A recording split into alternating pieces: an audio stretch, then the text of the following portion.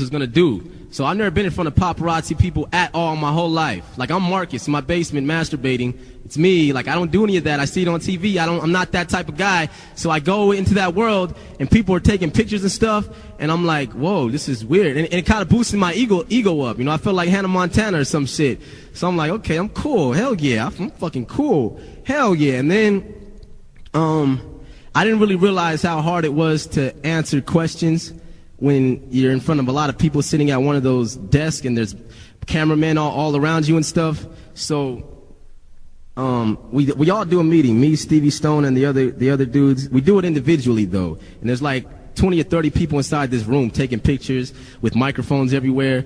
So it's my turn to go up, and they're like, so how does it feel? Like, all these people are asking me questions like, how do you do that? How do you do that? What do you like doing with Tamika? How is this? And then so I sit down and I feel cool, you know. I'm like, okay. Stevie Stone, Stevie Stone went first. I'm like, okay, he did his. Hell yeah, I'm about to go in. I'm about to get my Tupac Shakur on. You know, I always wanted to be one of those real talkers, like, you know what I'm saying? Fuck niggas. You know, if they ain't down with me, fuck them. I want to be one of those guys.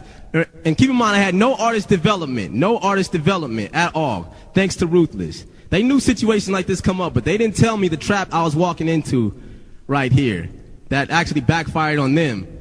So I go sit down, and then they're like, yo, so how does it feel to be a Ruthless? I'm like, I even changed my accent up because, you know, I'm in front of all these fucking people. I didn't know what to do. So I'm like, you know what I'm saying? It's like, well, shit, you know, I said all the rapper slang. You know what I'm saying? It's like, you know, it's like cool and shit. You know, I'm on Ruthless, you know, Easy-E. You know, shout out to Easy. What's up, nigga? Holla at me. Doing it real big down here, my nigga. I got you. So I'm doing that talking shit. And then in my head, I'm like, oh my God, this is so stupid. So then I'm still doing it though. And then like, yeah, you know, it's cool to be part of a dynasty. You know what I'm saying? It's just like real, you know, it's just like, you know, it's Ruthless. You know, we don't keep it raw, you know, you feel me? Like, Easy-E, my nigga, I got you. You feel me? Holla at me all day, every day. That's how I'm talking. Then and then like, so what's your album called? I'm like, oh, it's called Gazing at the Moonlight, you know, this and that, blah, blah, blah. You know, look out for, you know, I'm all about originality, this and that. And then they're like, and then I just start going off. Like, no more questions are asked because even the interviewers see me zoning out and they're like, he's about to fuck up and slip. So I'm like, I'm just talking like Gazing at the Moonlight, you know, I'm not all about that fake shit, you know, I just be myself, you know, and I just do this and that, you know, I'm all about originality, you know, and you know, rappers, you know, I'm not with that commercial stuff, you know, I mean, I got music that's appealing, you know, a lot of people think that Tamika don't know what the fuck she's doing and shit, like everywhere I go, you know, I hear people talking about she don't know what the fuck she's doing, this and that, and, you know, everybody saying that, you know, you shouldn't have signed with the label, and then I see the dude in the back, one of the dudes who work with Ruthless, the dude who said, that Nelly would eat me, him and another dude, they're in the back like, they're waving, but I can't see them because I'm in the zone. I'm just talking, and I'm like, yeah, you know, they said she don't know what the fuck she's doing that, but you know, I'm gonna prove to you motherfuckers she does know how to fucking run a business, you know, regardless of what anybody has to fucking say. And then some dude hit me. He looked like Chris Rock. He was like,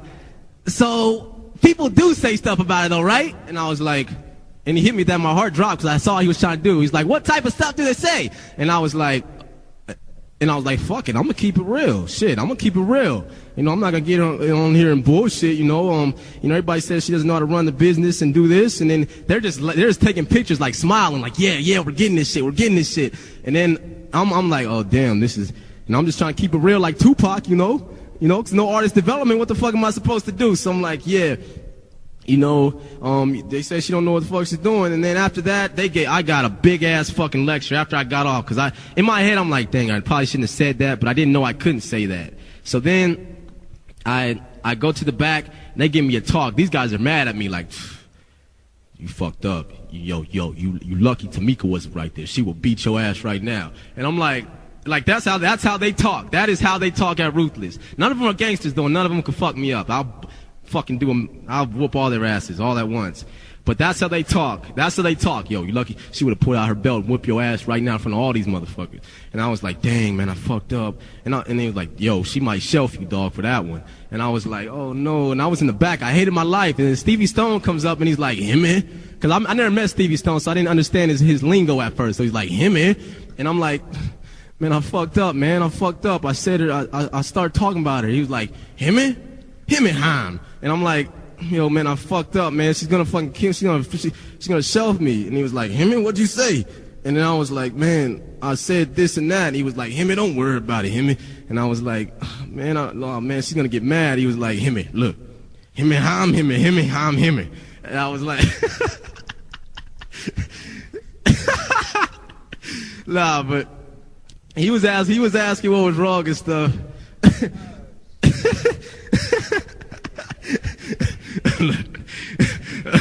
I'm gonna tell you what my grandfather told me. Himmy, ham, himmy. And I was like, you're right, man, you're right. It ain't gonna be that bad. So we shook hands, Himmy. So I walked out, but I still felt bad for the whole day. And I was like, damn. But Tamika never brought it up though. But they just told me never to slip like that again. Just goes to not. I'm not. Shout out to Stevie Stone. He's my homie. Yeah, we're cool. I'm just clowning around. But yeah, Ruthless doesn't have any artist development. They sign people, and if you want to get signed to them, your career will go down. That's what they do. They make your career go down. He says Stevie Stone sounds like the assistant coach from Waterboy. But yeah, Ruthless will make your career go down. Guaranteed they will. Guaranteed. And you have to do shit like this to get yourself back up. This is as good as I've felt for years. Like ever since I've been on Ruthless, like, I actually feel good and I have shit to look forward to for dropping Raw. You know, I'm actually happy now. Like I can actually smile. It makes me happy dissing her because she deserves it. She deserves it. So yeah, don't be hating on me, son. They gave me a bonus. They gave me a bonus when I first got signed. I don't know if I want to tell you guys how much it was right now, because I don't know if that's the proper thing to do, so I'm just going to keep that on the low. But it was enough, though. It was enough to make me happy, just put it that way. It was convincing enough to make me think that it was real, so it wasn't no bullshit payment. So it was a real legit record deal signing. Like, I got paid like a real artist for that bonus, but I never knew I'd never see any money after that. A fucked up thing that she was doing, she was giving me $500 a month, because that was all I had to live off of. Because once I got in the hospital, me and my manager negotiated something like with her saying, can I at least have $500 a month to live, and I'm gonna do this and that, promote myself. So she starts giving me $500 a month, and then which still isn't enough if you're on a fucking label like that, because they have a lot of money, and with the work that I do, $500 a month isn't enough to live if you're an adult. You know, I was 24 years old.